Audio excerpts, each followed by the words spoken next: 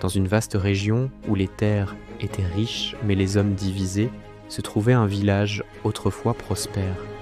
Les champs donnaient en abondance, les familles vivaient en harmonie, et les enfants grandissaient dans la sécurité des liens solides. Mais avec le temps, quelque chose avait changé. Lentement, presque invisiblement, l'unité s'était fissurée. Les habitants ne se parlaient plus comme avant. Les décisions se prenaient séparément.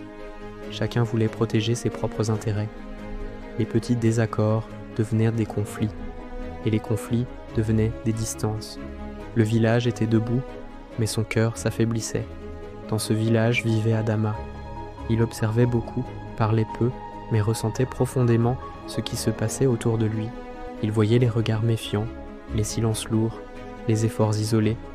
Comment un village aussi fort avait-il pu devenir aussi fragile ?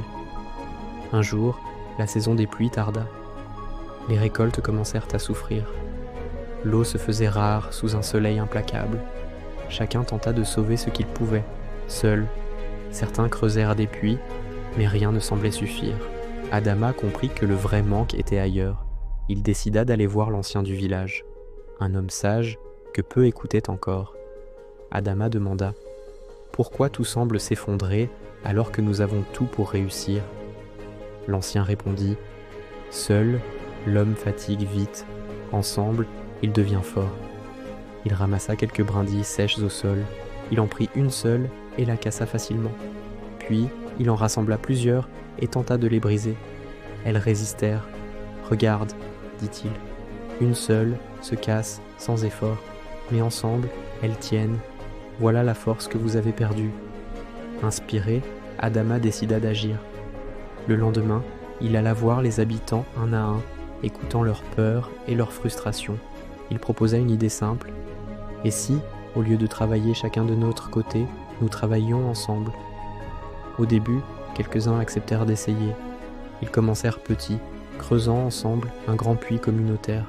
Là où la fatigue arrêtait un homme, elle était portée par le groupe. Les résultats furent modestes au début, mais bien réels. Peu à peu, d'autres rejoignirent.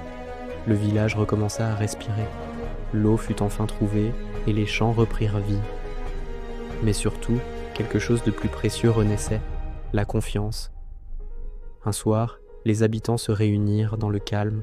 L'ancien dit « La richesse d'un village se mesure à la manière dont ses habitants se soutiennent. » Adama ne voyait plus des individus isolés, il voyait une communauté. Les années passèrent et le village devint plus fort. On racontait alors aux enfants « Celui qui marche seul va vite, mais celui qui marche avec les autres va loin. » Ce n'est pas la force individuelle qui construit les grandes choses, mais l'union des forces simples